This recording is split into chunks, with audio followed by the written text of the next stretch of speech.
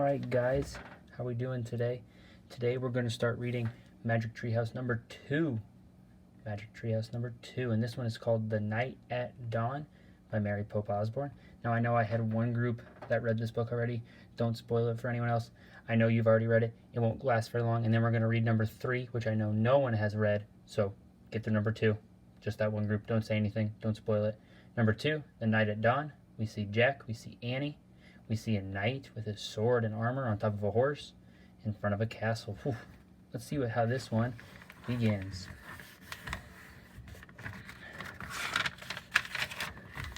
Table of contents, 10 chapters again, just like the last one. The Night at Dawn. The dark woods. Jack couldn't sleep. He put his glasses on. He looked at the clock. 5:30. Too early to get up. Yesterday, so many strange things had happened, and now he was trying to figure them out. He turned on the light. He picked up his notebook. He looked at the list he'd made before going to bed. Found treehouse and woods. Found lots of books in it. Pointed to Pterodon picture and book. Made a wish. Went to the time of the dinosaurs. Pointed to a picture of Frog Creek woods. Made a wish. Came home to Frog Creek. Jack pushed his glasses into place. Who was going to believe any of this? Not his mom, or his dad, or his third-grade teacher, Miss Watkins. Only his 7-year-old sister, Annie. She'd gone with him to the time of the dinosaurs. Can't you sleep? It was Annie standing in his doorway. Nope, said Jack. Me neither, said Annie. What are you doing? She walked over to Jack and looked at his notebook. She read the list. Aren't you going to write about the gold medal? She asked. You mean the gold medallion, said Jack. He picked up his pencil and wrote, Found this in dinosaur time. Aren't you going to put the letter M on the medal, said Annie. Medallion, said Jack, not medal. He added an M. Aren't you going to write about the magic person, said Annie. We don't know for sure if there's a magic person, said Jack. Well, someone built that treehouse in the woods. Someone put the books in it. Someone lost a gold medal in dinosaur time. Medallion, said Jack for a third time. And I'm just writing facts, the stuff we know for sure. Let's go back to the treehouse right now, said Annie, and find out if the magic person is a fact. Are you nuts, said Jack? The sun's not even up yet. Come on, said Annie. Maybe we can catch them sleeping. I don't think we should, said Jack.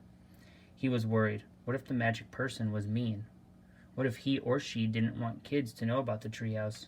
Well, I'm going, said Annie. Jack looked out his window at the dark gray sky. It was almost dawn. He sighed. Okay, let's get dressed. I'll meet you at the back door. Be quiet. Yay, whispered Annie. She tiptoed away as quiet as a mouse.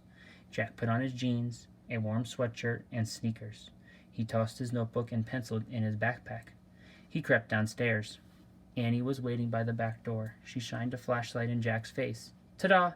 A magic wand, she said. Shh! Don't wake up Mom and Dad, whispered Jack, and turned the flashlight off. We don't want anyone to see us. Annie nodded and turned it off. Then she clipped it onto her belt. They slipped out the door into the cool, early morning air. The crickets were chirping. The dog next door barked. Quiet, Henry, whispered Annie. Henry stopped barking. Animals always seemed to do what Annie said. Let's run, said Jack. They dashed across the dark, wet lawn and didn't stop until they reached the woods. We need the flashlight now, said Jack. Annie took it off her belt and switched it on. Step by step, she and Jack walked between the trees.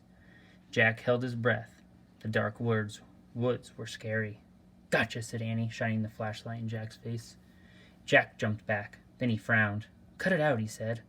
I scared you, said Annie. Jack glared at her.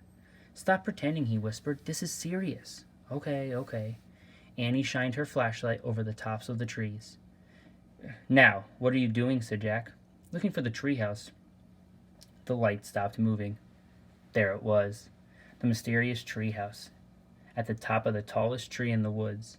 Annie shined her light at the treehouse and then down the tall ladder. All the way to the ground. I'm going up, she said. She gripped the flashlight and began to climb. Wait, called Jack. What if someone was in the treehouse? Annie, come back. But she was gone. Jack was alone in the dark. And that's the end of chapter 1. We will read chapter 2 tomorrow. Check back on your thing. You have a couple questions you need to answer.